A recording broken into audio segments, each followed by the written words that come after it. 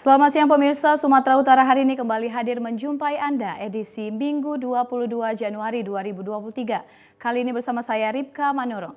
Sejumlah informasi terkini seputar Sumatera Utara telah dirangkum tim redaksi kami untuk Anda. Dan berikut informasi selengkapnya.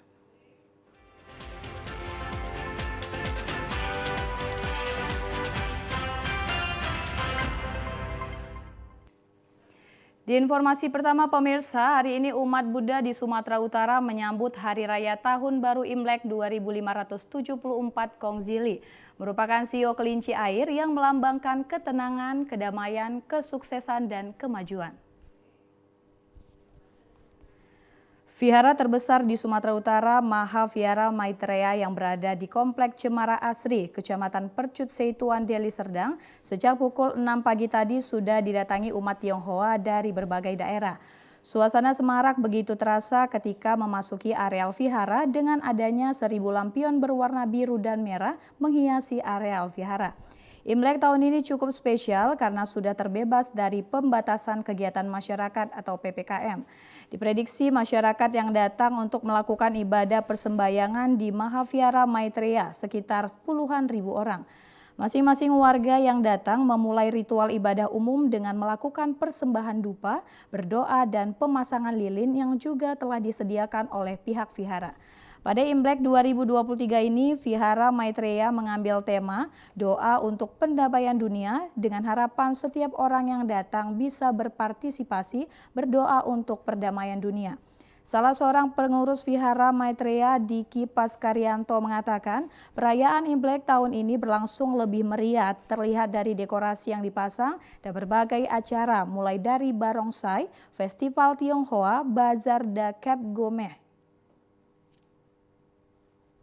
Untuk perbedaan tahun lalu dengan tahun ini, mungkin tahun ini karena PPKM sudah dibuka, jadi mungkin lebih meriah. Jadi ada ornamen-ornamen Imlek yang dipasang seperti lampion, kemudian foto booth dan dekorasi-dekorasi seperti gapura di depan.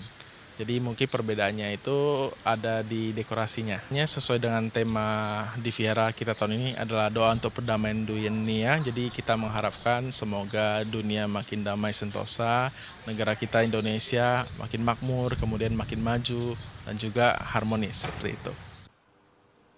Untuk menciptakan ketertiban dan keamanan bagi umat Tionghoa dalam beribadah, Polda Sumatera Utara memfokuskan pengamanan saat Imlek di 5 vihara sejak 21 Januari hingga 6 Februari 2023. Sasaran prioritas yaitu Vihara Maitreya, Vihara Gunung Timur, Vihara Maitri, Vihara Setia Budi, dan Vihara Borobudur.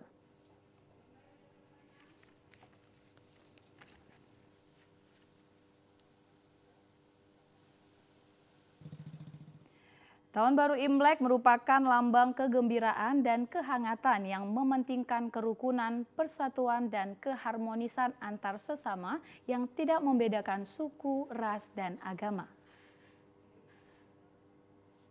Imlek bagi warga Tionghoa merupakan sebuah keberagaman yang ada di Sumatera Utara dan menjadi suatu tradisi penting yang setiap tahun dirayakan oleh warga Tionghoa. Bagi warga Tionghoa, salah satu bagian yang harus tersedia setiap merayakan Imlek adalah hiyo yang digunakan sebagai pelengkap ritual ibadah. Setiap perayaan Imlek di vihara dilakukan pembakaran hiyo yang diyakini sebagai wewangian untuk dipersembahkan kepada Tuhan dan siapapun yang didoakan. Pada sembahyang Imlek tersebut, warga Tionghoa menyampaikan rasa syukur dan meminta agar tahun baru yang dijalani bisa menjadi tahun yang lebih baik dan memberikan kesejahteraan bagi setiap manusia.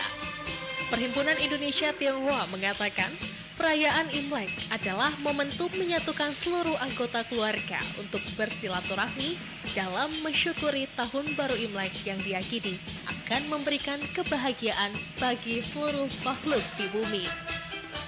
Sesuai dengan penanggalan kalender Imlek tahun 2754 dinyatakan sebagai sio kelinci air yang sangat identik, kelemah lembutan, dan kedamaian.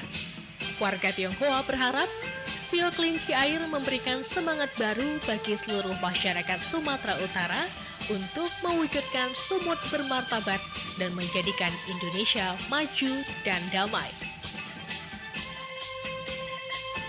Tahun baru Imlek tahun ini adalah tahun kelinci. Seperti sifat kelinci yang damai, dan kita juga berharap di tahun baru Imlek ini, kelinci ini, kita semua damai, sejahtera semuanya. Dan kita sebagai warga Tionghoa, kita memaknai Imlek ini sebagai hari untuk berkumpul bersama seluruh sanak keluarga yang selama ini mungkin pada bertempat tinggal di berbagai tempat yang berbeda. Nah, kita memanfaatkan momen hari raya Imlek ini untuk berkumpul bersama, saling silaturahmi, menjalin kekeluargaan. Dalam merayakan Imlek, pernak-pernik menjadi bagian dalam menyemarakannya. Warna merah mendominasi dekorasi sebagai tanda kemeriahan memasuki tahun baru. Selain itu, kue bakul atau kue keranjang salah satu panganan disajikan pada perayaan Imlek. Kue bakul tidak hanya sebagai menu wajib santapan saat perayaan Imlek, tetapi juga digunakan sebagai kelengkapan ritual ibadah dan diyakini dapat mempererat hubungan keluarga. Buah juga merupakan sajian penting pada perayaan Imlek karena selain santapan bersama keluarga juga digunakan untuk keperluan sembahyang. Kehadiran buah-buahan kerap menghiasi perayaan Imlek, diantaranya jeruk mandarin yang merupakan buah wajib saat Imlek yang melambangkan simbol kemakmuran. Buah apel dianggap membawa keberuntungan. Buah naga saat Imlek bermakna agar dijauhkan dari bara bahaya. Anggur melambangkan kesuburan hingga kelimpahan untuk rezeki. Di Sumatera Utara, keberagaman beragama sangat dijunjung tinggi, sehingga bagi warga Tionghoa tidak memiliki hambatan dalam melakukan ritual ibadah. Ketua Forum Kerukunan Umat Beragama Sumatera Utara menyampaikan bahwa masyarakat Sumatera Utara akan selalu menjunjung tinggi kerukunan antar umat beragama karena merupakan dasar untuk persatuan dalam mewujudkan Indonesia damai dan menuju sumut bermartabat. Masyarakat Sumatera Utara adalah masyarakat yang sangat majemuk, masyarakat yang sangat beragam, ditinjau dari sisi bahasa, budaya, adat istiadat, etnis, suku, dan agama. Dan masyarakat Sumatera Utara telah berhasil membangun toleransi dan saling menghargai di antara umat beragama. Oleh karena itu barangkali saya yakin dan percaya bahwa rekan-rekan kita Tionghoa akan berbahagia dan bersenang-senang merayakan Hari Raya Imlek ke-2544 pada tahun ini. Dan kita doakan mudah-mudahan mereka selalu dalam keadaan sehat walafiat. Itulah barangkali harapan kita, dan masyarakat Sumatera Utara semakin berhasil merawat kerukunan antar umat beragama. Sehingga Sumatera Utara menjadi Sumatera Utara yang bermartabat. Pemirsa, komplek perumahan Cemara Asri yang terletak di kawasan Jalan Cemara, Kecamatan Persut Seituan, dibanjiri dengan gemerlapnya lampu lampion khas Imlek. Dalam rangka perayaan Tahun Baru Imlek, Kompleks Cemara Asli yang mayoritas dihuni oleh warga Tionghoa dipenuhi dengan ornamen khas Imlek berupa lampu lampion. Selain itu, warna merah yang menjadi warna khas warga Tionghoa juga tampak menghiasi Vihara Maitreya yang terletak di dalam kompleks perumahan elit ini. Lampion yang menjadi ornamen khas Imlek ini berasal dari bahasa Mandarin yang disebut Denglong dan berarti menerangi. Lampion yang tak dapat lepas dari tradisi perayaan Imlek ini memiliki sejarah panjang, terkhusus bagi umat Tionghoa dan negeri tirai bambu. Lampion telah ada sejak zaman dinasti Han, yakni diperkirakan tahun 200-an Masehi dan digunakan oleh biksu untuk menghormati Buddha. Ritual ini kemudian menyebar hingga ke seluruh negeri Tiongkok dan bagian lain Asia. Lampion yang didominasi dengan warna merah serta campuran warna keemasan melambangkan kemakmuran, kesatuan, dan rezeki. Pengurus Vihara Maitreya Cemara Asri, Diki, mengatakan vihara akan dibuka dari mulai pagi hingga malam guna memfasilitasi warga Tionghoa yang ingin melakukan ibadah perayaan Imlek. Sedangkan untuk perayaan dirinya menyebut akan dilakukan 5 hari setelah jatuhnya hari Imlek atau yang dalam budaya Tionghoa disebut dengan Cap Gomeh. Dalam perayaan Cap Gomeh, pengurus vihara akan menggelar pertunjukan barongsai serta bazar secara besar-besaran dan meriah. Malam perayaan Cap Gomeh di tanggal ke-15, tanggal 5 Februari malamnya ada barongsai dan juga ada acara event di Mafia. Bang, untuk ibadah besok itu ada berapa sesi? Untuk ibadah ya, kita ibadahnya adalah ibadah umum ya. Jadi orang yang datang beribadah itu silih bergantian. Jadi mungkin dari pagi sampai malam. Nah, jadi umat Buddha yang datang beribadah itu dari pagi sampai malam.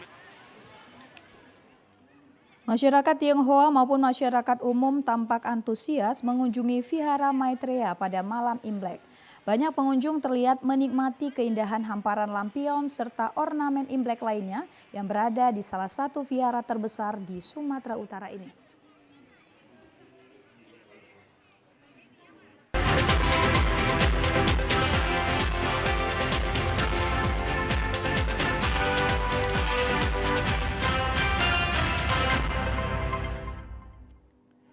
Pemirsa, ribuan warga Sunggal menyaksikan kembang api pada malam perayaan Imlek 2023. Peserta kembang api terlihat lebih meriah dari tahun sebelumnya. Perayaan malam Imlek tahun 2023 diwarnai dengan pesta kembang api di Kelenteng Pakti Hutko, Jalan Sunggal, Medan, Sumatera Utara malam tadi. Berbagai jenis kembang api mewarnai langit Kecamatan Medan Sunggal. Animo masyarakat dalam menyaksikan kembang api terlihat sangat tinggi. Demi menyaksikan pesta kembang api yang telah lama tidak digelar ini, warga rela menunggu dalam waktu berjam-jam sebelum panitia memulai acara. Acara pesta kembang api dimulai pada detik-detik malam pergantian tahun baru Imlek. Ribuan warga terlihat memadati Jalan Sunggal Medan untuk dapat menyaksikan pesta kembang api pada malam Imlek 2023. Sejak pandemi COVID-19 melanda Indonesia, khususnya Sumatera Utara, pemerintah telah melarang kepada warga untuk menggelar setiap acara yang menimbulkan keramaian. Pada tahun 2023 ini, pemerintah telah menyambut pemberlakuan PPKM, sehingga berbagai kegiatan telah mengizinkan kembali digelar. Warga bernama Sandia mengatakan pada malam pergantian tahun baru Imlek 2023, ia berharap mendapat perubahan yang baik, khususnya kesehatan. Karena udah jam 12 lewat, tapi ternyata meriah. Nah, dari jam berapa menunggu kembang api tadi, Kak? Tadi dari jam setengah 11. Nah, berarti tahun ini lebih meriah ya, Kak? Ya, lebih meriah sih. Harapannya Lebih gimana, lama. Kak? Ya, Harapannya gimana? harapannya semoga tahun ini lebih baik. Semuanya lebih baik sih, untuk buminya, untuk semuanya, rezekinya, kesehatannya juga lebih baik. Pesta kembang api yang disaksikan ribuan warga pada malam pergantian tahun baru Imlek 2023 berjalan dengan aman dan kondusif.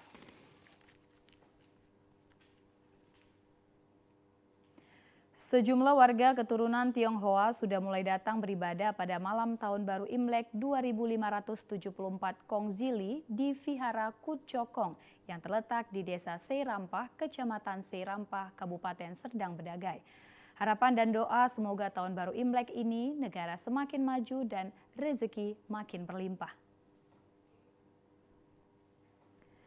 Dari pantauan TVRI di Vihara Kucokong di Desa Seirampah, Kecamatan Seirampah, Kabupaten Serdang Bedagai, sejumlah persiapan dari pengurus sudah mulai dilakukan.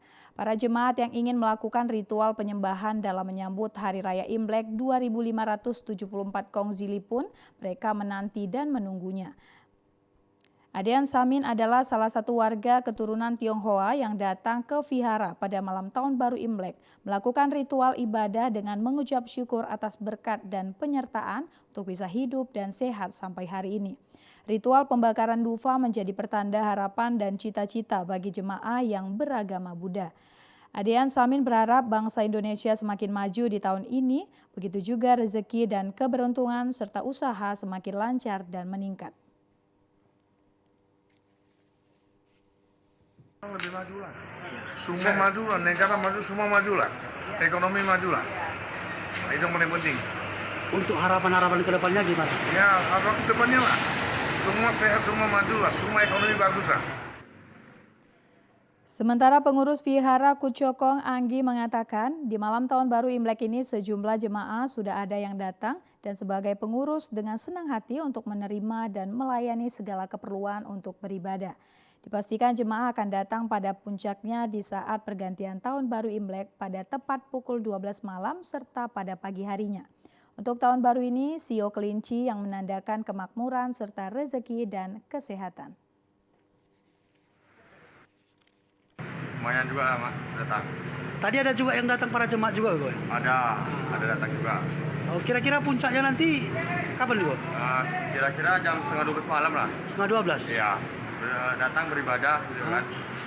Untuk tahun ini, sionya sio apa, Go? Ini Sio Kelinci. Sio Kelinci ya lambang baiknya, Pak. Nah, Harapannya untuk Imlek ini apa kira-kira? ya harapannya ya supaya apalah maju ke depan. Pemirsa, perayaan Imlek tahun 2023, tingkat hunian hotel dan penginapan di Kota Wisata Brastagi, Kabupaten Karo mengalami peningkatan 50%. Diperkirakan hari Minggu pengunjung masih bertambah karena ditetapkannya hari Senin libur cuti bersama. Kota sejuk Brastagi, Kabupaten Karo menjadi salah satu tujuan wisata pada perayaan dan libur Imlek 2023 yang dibuktikan dengan tingkat hunian hotel dan penginapan di Kota Wisata Brastagi mengalami peningkatan.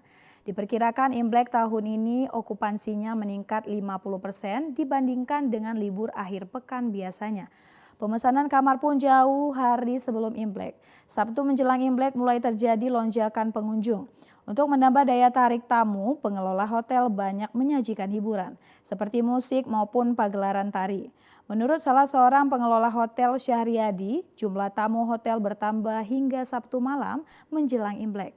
Banyak juga tamu dadakan yang datang walau belum melakukan pemesanan.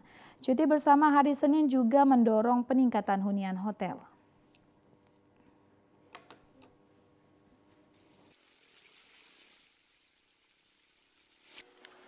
Januari 2023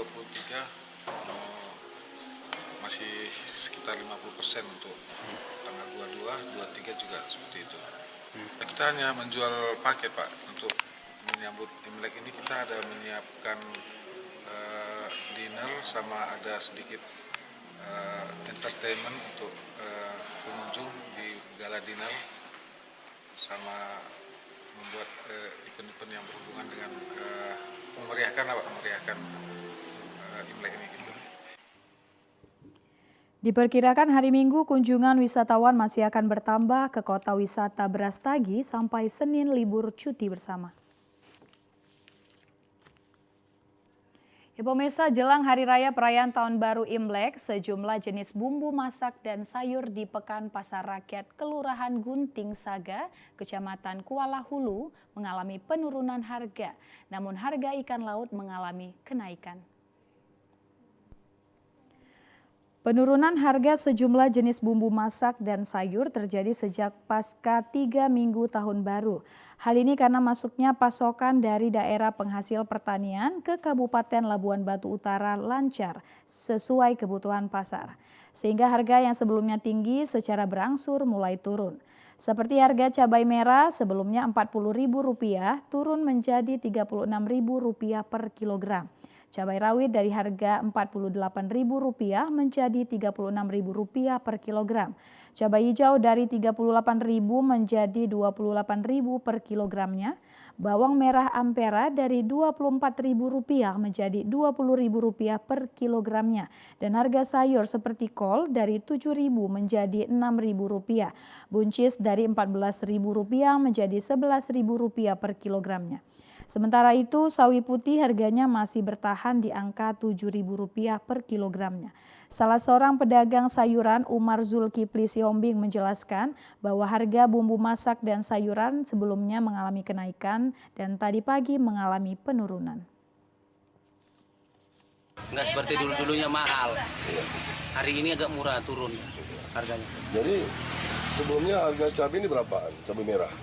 Cabai merah kemarin sampai 50, 60. Sekarang udah 35. Cabai apa rawit? Yang kemarin dia 50, 60 juga. Sekarang dia udah 38, 40 ribu. Seperti apa? Cabai hijau? Cabai hijau kemarin 28, sekarang udah 20, 24. Sayur-sayuran lain bagaimana? Sayur-sayuran lain pun juga sama, standar juga sama sayur-sayurnya. Nggak ada turunnya, cuman murah, 6.000. Sementara harga ikan laut justru mengalami kenaikan. Hal ini membuat sejumlah pedagang ikan laut tidak menjual ikan segar dan terpaksa menjual ikan laut kualitas nomor 2.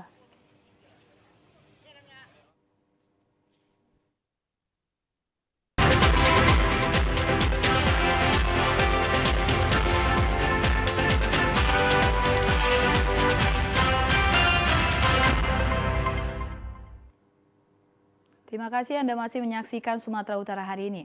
Pemirsa, Nahdlatul Ulama merupakan organisasi Islam terbesar di Indonesia yang lahir pada tanggal 31 Januari 1926 silam oleh para ulama pesantren Ahlus Sunnah wal Jamaah atau para kiai tersebut. Diantaranya adalah Hashim Asy'ari, Wahab Kasbullah, serta para ulama pesantren lainnya demi kemerdekaan Indonesia. Seiring dengan perkembangan zaman, kontribusi Nahdlatul Ulama hingga saat ini masih terus eksis dan bergulir dengan para santri dan jamaahnya. Sesuai dengan jalurnya, Nahdlatul Ulama merupakan organisasi Islam yang berfokus pada pengajian dan zikir dengan tujuan menyelamatkan generasi bangsa demi perkembangan negara Republik Indonesia. Peran NU di berbagai bidang kehidupan hingga saat ini terus terlihat. Bahkan termasuk keterlibatannya di ranah politik membuat makin dikenal dan diperhitungkan. Di usia Nahdlatul Ulama yang sudah mencapai 1 abad ini, Gerakan Pemuda Ansor Kabupaten Langkat menggelar peringatan semarak 1 abad NU di Kelurahan Tanjung Jati, Kecamatan Binjai, Kabupaten Langkat. Dengan mengusung tema merawat jagat dan membangun peradaban, kegiatan ini langsung dihadiri oleh Sekretaris Jenderal Pengurus Besar NU Ahmad Jabidi Ritonga, pimpinan wilayah Pemuda Ansor Adlin Umar Yusri Tambunan yang juga merupakan Wakil Bupati Kabupaten Serdang Bedagai.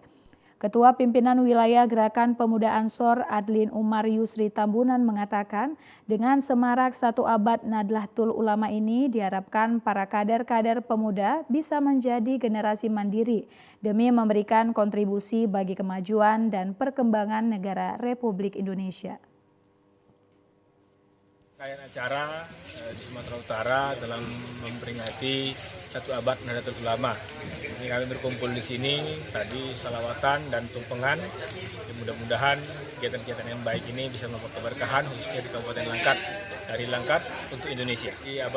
Setelah momentum 1 abad ini tentulah perbaikan-perbaikan akan bisa terwujudkan, adanya kader-kader yang menjadi lebih baik di masa-masa yang akan datang untuk menjadi harapan kita bersama. Ketua Dewan Penasihat Gerakan Pemuda Ansor Kabupaten Langkat, Ainul Aswad mengatakan, puncak acara semarak 1 abad Nahdlatul Ulama akan dilaksanakan secara akbar di Kabupaten Sidoarjo, Jawa Timur pada 7 Februari 2023 mendatang. Untuk itu, para kader Nahdlatul Ulama dan Pemuda Ansor Kabupaten Langkat siap mendukung kegiatan tersebut. Ini bahwa ini adalah momentum 1 abad dari Ansor Kabupaten Langkat mendukung program 1 abad Nahdlatul Ulama yang insya Allah akan dilaksanakan nanti. Momentumnya dipisahkan di Sidoarjo, Jawa Timur, 7 Februari 2023 yang akan datang. Allah sedunia Langkat mendukung kegiatan 1 abad Nahdlatul Ulama nantinya. Semarak 1 abad Nahdlatul Ulama Kabupaten Langkat ini ditandai dengan pemotongan tumpeng oleh para kader dan petinggi NU sekaligus foto bersama. Pemirsa, setelah melakukan sidang secara maraton lebih dari sepekan, Bawaslu Deli Serdang akhirnya memenangkan gugatan dalam Forum Masyarakat Pemantau Negara atau Forma-Pera atas KPU Deli Serdang terkait rekrutmen panitia pemilihan kecamatan. Seiring dengan perkembangan zaman kontribusi. Dalam sidang putusan yang berlangsung kemarin sore di kantor Badan Pengawas Pemilu Bawaslu Deli Serdang, KPU Deli Serdang dinyatakan terbukti secara sah dan meyakinkan melakukan pelanggaran administratif pemilu pada saat melakukan perekrutan PPK. Hal ini dikatakan Ketua Majelis Pemeriksa M. Ali Sitorus yang didampingi anggota Asman Siagian dan Erina Kartikasari di hadapan terlapor pihak KPU Deli Serdang Syahrial Effendi selaku Ketua KPU Deli Serdang didampingi Ziaulak Siregar dan Relisyanti. Atas putusan tersebut, Majelis Pemeriksa Bawaslu memberikan teguran tertulis kepada terlapor untuk tidak mengulangi atau melakukan perbuatan yang melanggar ketentuan perundang-undangan. Pada fakta persidangan juga disebutkan bahwa KPU Deli Serdang melakukan beberapa pelanggaran yang tidak sesuai dengan ketentuan. Selain itu ada peserta yang tidak ikut dalam seleksi tahapan wawancara namun masuk dalam 10 besar. Hal ini sesuai dengan bukti dan saksi yang dihadirkan oleh pelapor Ferry Afrizal selaku Ketua DPW Formapera Sumatera Utara. Menurut Ketua KPU Deli Serdang Syahrial Effendi usai pembacaan sidang putusan mengatakan pihak KPU Deli Serdang menerima apa yang menjadi putusan pihak majelis pemeriksa dari Bawaslu Deli Serdang dan berjanji akan memperbaiki apa yang menjadi temuan kesalahan. Sidang pelanggaran administratif, ya pada prinsipnya kita menerima hasil yang diputuskan oleh Bawaslu terkait pelanggaran administratif dalam seleksi calon PPK Badan Ad Hoc yang kita lakukan kemarin. Penggugat Ferry Afrizal mengatakan atas nama Formapera mengaku mengapresiasi putusan Bawaslu Deli Serdang dan selanjutnya berencana melaporkan Komisioner KPU Deli Serdang ke Dewan Kehormatan Penyelenggara Pemilu DKPP. Dan di demokrasi terkait masalah DKPP nanti mungkin kita akan melakukan dulu rapat koordinasi kepada tim kita apakah kita akan masukkan DKPP atau tidak, tapi memang wacana-wacana ke DKPP kita ada. Pihak Bawaslu Deli Serdang berharap pelanggaran administratif ini tidak akan terulang kembali agar pelaksanaan pemilu yang jujur, adil, dan transparan dapat terwujud. Ya pemirsa, untuk menerangi seluruh pelosok desa dan dusun yang belum masuk jaringan listrik, Pemkab Taput bersama perusahaan listrik negara PLN melakukan upaya secara maksimal untuk memenuhi kebutuhan listrik bagi masyarakat. Demikian halnya di sejumlah desa di Kecamatan Parmonangan seperti di Desa Huta Julu Balik, walau harus melewati medan yang cukup berat dan berada di tengah hutan, Pemda Taput bersama PLN telah menerangi pelosok desa di daerah ini dengan membangun jaringan listrik dari PLN. Pembangunan jaringan listrik dapat terwujud atas sinergitas dan pengajuan Bupati Taput kepada pihak PLN untuk membangun titik jaringan listrik di sejumlah desa yang selama ini belum menikmati listrik dari PLN. Sementara itu pembangunan jaringan listrik yang telah selesai yakni jaringan tegangan rendah sepanjang 8,6 km dan 1 unit gardu distribusi merupakan susulan prioritas Pemda Taput kepada pemerintah pusat. Hingga kini di Kabupaten Tapanuli Utara telah terbangun sebanyak 61 titik di 57 desa se-Kabupaten Tapanuli Utara. Mengapresiasi telah selesainya pembangunan jaringan listrik bagi warga ini sangat disyukuri oleh masyarakat. Selain itu secara umum seluruh wilayah Tapanuli Utara ini telah terang benderang. Dengan telah teralirnya listrik, maka program pemerintah dalam meningkatkan rasio elektrifikasi serta mendukung terhadap berbagai aspek kehidupan, sehingga masyarakat kini telah dapat mengakses listrik.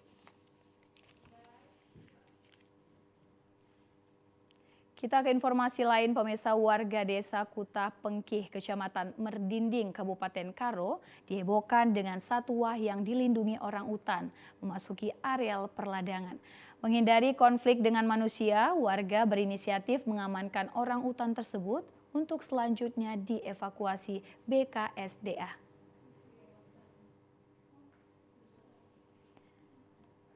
Video viral warga melakukan penangkapan satwa dilindungi orang utan di Desa Kuta Pengki, Kecamatan Mardinding, Kabupaten Karo. Orang utan memasuki areal perladangan yang dekat ke pemukiman warga. Terlihat warga sedang membopong orang utan tersebut untuk diamankan. Menerima laporan selanjutnya, tim Balai Konservasi Sumber Daya Alam BKSDA Sumut bersama dengan Lembaga Orangutan Information Center dan Sumatera Orangutan Conservation Program SOCV kemudian mengevakuasi individu orangutan tersebut. Kepala Desa Kuta Pengki Edi Syaputra Sembiring menjelaskan bahwa orangutan tersebut sudah beberapa hari terlihat di areal perladangan. Menghindari konflik antara satwa yang dilindungi ini dengan manusia, warga desa berinisiatif untuk menangkap dan mengamankannya. Kemudian menghubungi pihak kepolisian dan koordinasi dengan BKSDA Sumut untuk mengevakuasi ke tempat yang semestinya. Jauh sekali masuk ke dalam perkebunan peladangan masyarakat. Jadi masyarakatnya resah. Kami nanti kalau ini nggak diungsikan, ya kira-kira nggak berani ke ladang lah. Banyaklah alasannya gitu. Jadi makanya semalam diusahakan sama masyarakat.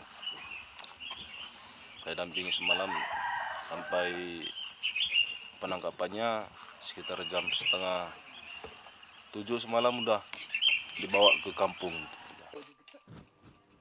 Setelah dievakuasi, kemudian individu orangutan tersebut dibawa ke lokasi penangkaran untuk perlindungan dan perawatan sebelum dilepas liarkan kembali ke habitatnya. Pemirsa, ratusan rumah warga di Jalan Asam, Kelurahan Martubung, Kecamatan Medan Labuhan direndam banjir hujan yang mengguyur kota Medan, khususnya Medan Utara kemarin. Bukan hanya rumah warga saja yang direndam air hujan, tapi perumahan Polri dan kantor Kapolsek Medan Labuhan, kantor Kejaksaan Negeri Lubuk Pakam dan Puskesmas serta Komplek TNI AL Lantamal 1 Belawan juga direndam banjir air hujan. Air hujan yang merendam perumahan dan perkantoran di Jalan Iyo Sudarso ini juga diakibatkan karena sistem drainase tidak berfungsi dengan baik. Drainase di sepanjang Jalan Asam dan jalan protokol tersebut sama sekali tidak efektif karena tersumbat oleh sampah maupun dangkalnya drainase yang tidak pernah mengalami pengorekan. Warga Jalan Asam, Kelurahan Martubung, Kecamatan Medan Labuhan, Kota Medan, Ibu Hafni berharap agar pemerintah Kota Medan segera memperbaiki drainase di wilayah tersebut. Karena apabila hujan turun, sering mengalami kebanjiran, namun karena sistem drainase tidak berfungsi dengan baik, rendaman air hujan ini hingga sepekan baru surut dan kering hingga warga mengalami kesulitan dalam beraktivitas sehari-hari. Untuk ini warga bermohon kepada Bapak Wali Kota Medan dan Bapak Gubernur Sumatera Utara agar kiranya dapat segera diatasi masalah banjir air hujan. Karena anak-anak tidak bisa bersekolah dan orang tuanya sulit beraktivitas mencari makan untuk keluarganya. Ya, kalau bisa ya segeralah diatasi. Karena pun kalaupun kami nggak hujan tetap juga kami kebanjiran karena drainasenya pun buruk, kami perbaiki sudah lama. Kami ngalamin kayak gini lah, ngalamin banjir kayak gini. Lihat aja, lihat itu baretnya itu pun nggak jalan itu, ngendap aja itu. Akibat banjir ini banyak urusan masyarakat di kantor kepolisian dan di puskesmas untuk berobat menjadi terkendala.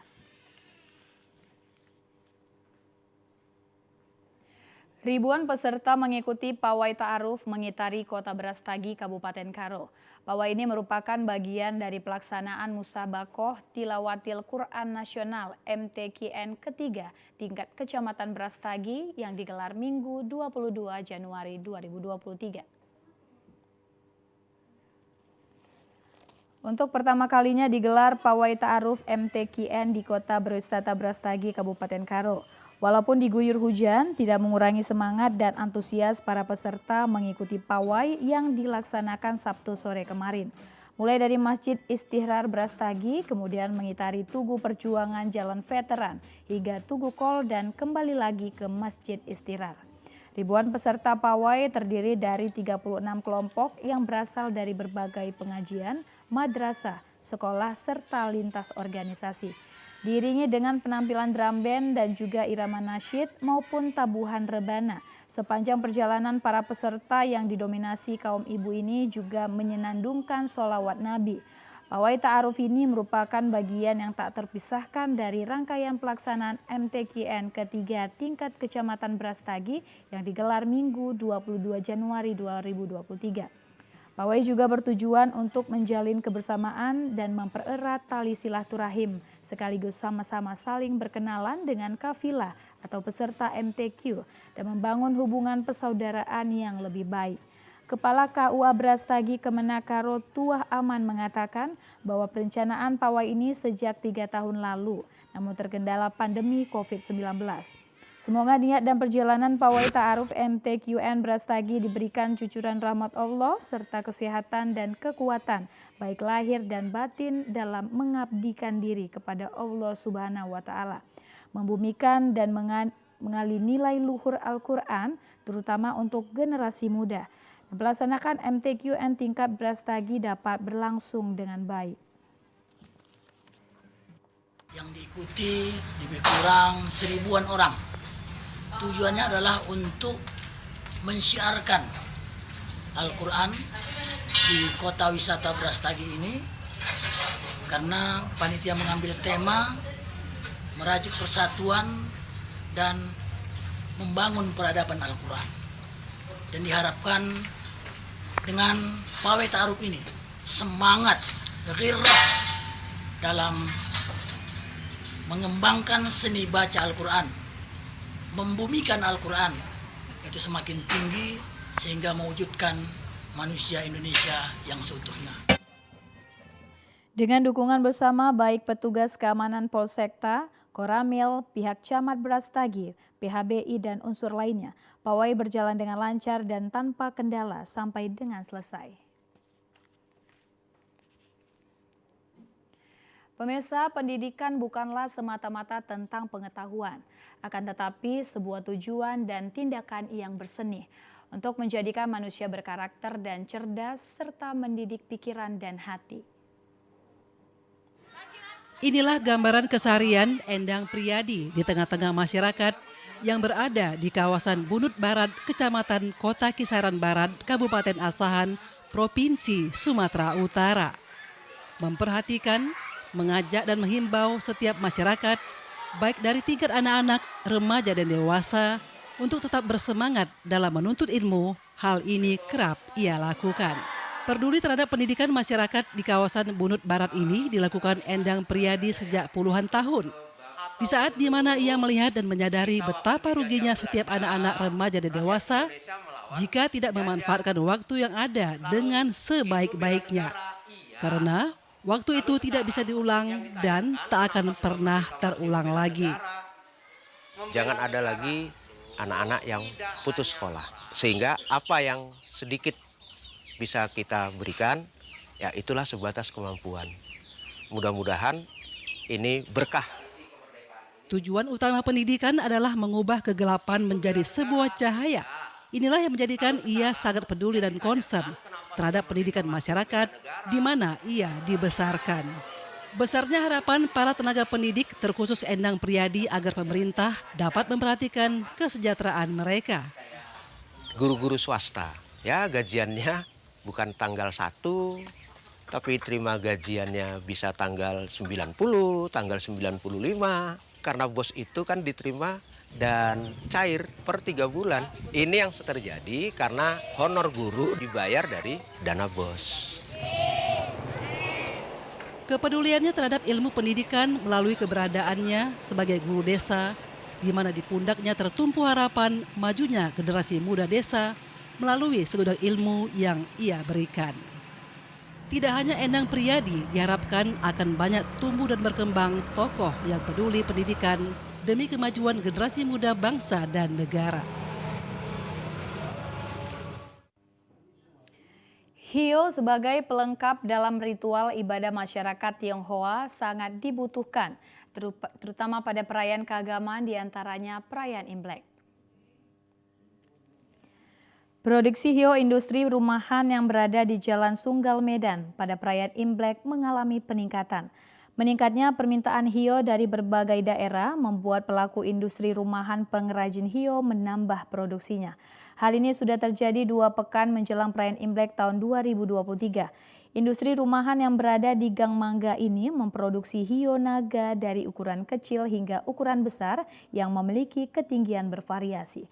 Hiyo dijual dari mulai harga termurah Rp20.000 hingga ukuran besar dengan harga Rp350.000. Hiyo sendiri merupakan dupa yang diproduksi dari bahan serbuk kayu yang memiliki aroma khas tersendiri. Kebanyakan warga keturunan Tionghoa memakai hiyo dalam prosesi sembayang atau ritual keagamaan seperti perayaan Imlek. Proses pembuatan hiyo yang masih menggunakan metode lama ini cukup menarik. Kebanyakan hiyo dengan ciri khas gambar naga ini diproduksi dengan berbagai tahap. Pada tahap pertama, pembuatan hiyo dilakukan dengan bentukan serbuk kayu yang polos. Selanjutnya, batangan serbuk kayu yang polos tersebut diberi hiasan gambar naga yang telah disediakan sesuai ukuran batang hiyo. Usai pembuatan gambar naga tersebut, hiyo memasuki proses pewarnaan. Warna hiyo dibuat sedemikian rupa dengan varian yang mencolok dan tetap memiliki warna yang khas, yaitu warna merah. Walaupun sebagai industri rumahan, pelaku pengrajin hiyo memproduksinya dengan rapi dan berkualitas. Pemesan hiyo reproduksi industri rumahan ini bahkan ada yang dari luar Pulau Sumatera. Salah seorang pengrajin hiyo industri rumahan Akiang mengatakan pada perayaan Imlek tahun 2023 ini pemesanan hiyo lebih meningkat. Banyak dia di akhir tahun ini lah, 2 minggu sebelum Imlek ini yang puncak-puncaknya. Tahun semalam dibanding tahun ini, tahun ini lebih ada peningkatan. Karena ada kira-kira ada kebebasan kebebasan untuk berkumpul gitu. Tahun ini dengan sebelum Covid memang berimbang lah. Kalau Covid itu mungkin bisa turun 40% gitu. Pada saat pandemi COVID-19 melanda Indonesia, khususnya Sumatera Utara, omset industri rumahan pengrajin hiyo turun hingga mencapai 40%.